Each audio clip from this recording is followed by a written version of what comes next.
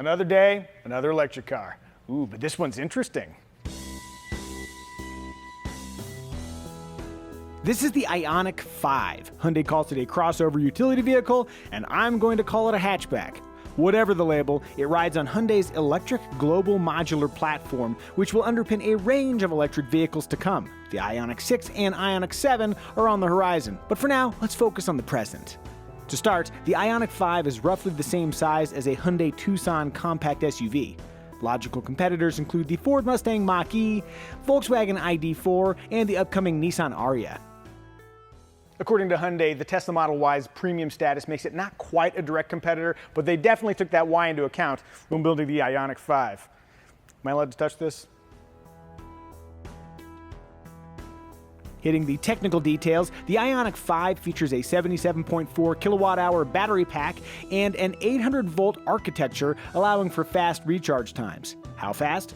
According to Hyundai, going from a 10% to 80% charge only takes 18 minutes if you have access to a 235 kilowatt charger, which you probably don't. Still, that is very quick. Use a level 2 home charger for a fully juiced IONIQ 5 in less than 7 hours. The IONIQ 5 is also backwards compatible with existing 400-volt charging infrastructure, meaning you can charge it pretty much anywhere. One cool detail, Hyundai has included vehicle-to-load abilities, meaning you can use your IONIQ 5 to charge items using a 120-volt accessory that goes right here. That was harder than I expected. Pre-production. I wonder if I can put a soft serve machine in the back here. That seems like a really good use of that. How would you use your 120-volt outlet?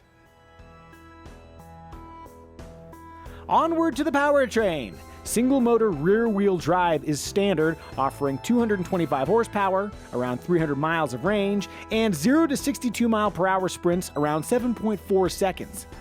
Dual-motor all-wheel drive is offered on all 3 trim levels and is expected to return around 269 miles of range, 320 horsepower, and 5.2-second runs to 60 miles per hour. Speaking of trims, the base IONIQ 5 SE includes DC fast charging abilities, 4 drive modes, 4 regenerative braking profiles, a true one-pedal drive mode, and a range of active driver assist technology, including a junction turning feature that can prevent the driver from turning into oncoming traffic at an intersection. As a motorcyclist, Mike Danger motorcyclist, we appreciate that. Please don't turn in front of us. The SEL adds leatherette seating and a hands-free power liftgate, while the Limited rolls on 20-inch wheels, sports a huge sunroof, and adds blind spot monitor and a 360-degree camera system to the feature roster. With all those technical and trim details out of the way, we can finally talk about how the IONIQ 5 looks. Ooh, and yes, I'm wearing socks, not shoes. Don't judge me.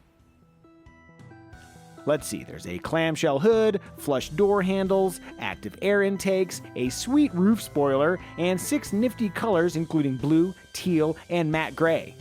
Oh, we're off to a good start.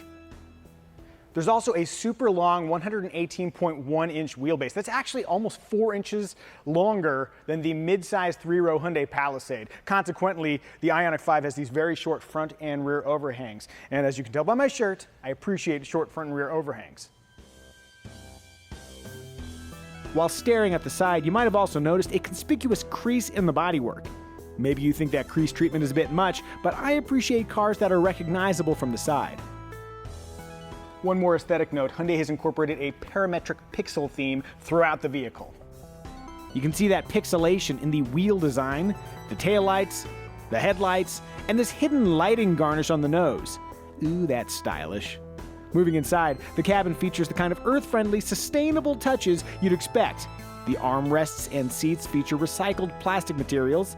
This paperette door garnish is made of recyclable fiber, and the polyurethane paint on the dash and door panels is responsibly produced from bean oil. Delicious.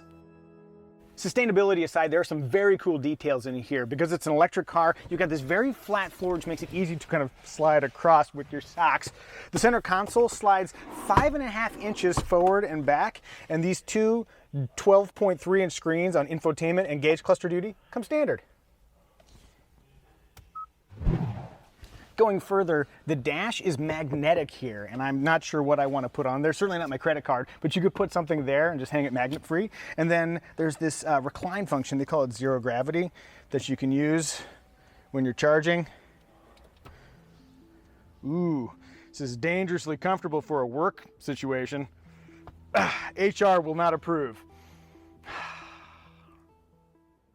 And look, in case you're wondering, there is a front trunk, I am told. Oh, there we are. That's a little nook.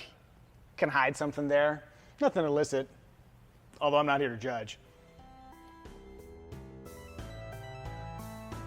Though the IONIQ 5's 27.2 cubic foot trunk capacity trails the ID.4 and Mach-E slightly, overall interior volume is best among the three at 106.5 cubic feet.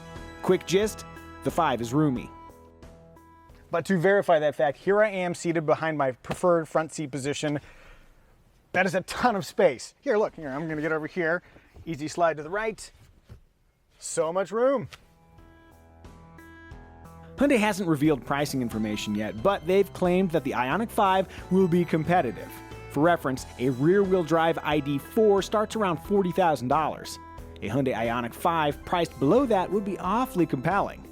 Whatever it costs, the all-wheel drive IONIQ 5 will go on sale in the fall of 2021, with the rear-wheel drive version landing about 1 month later.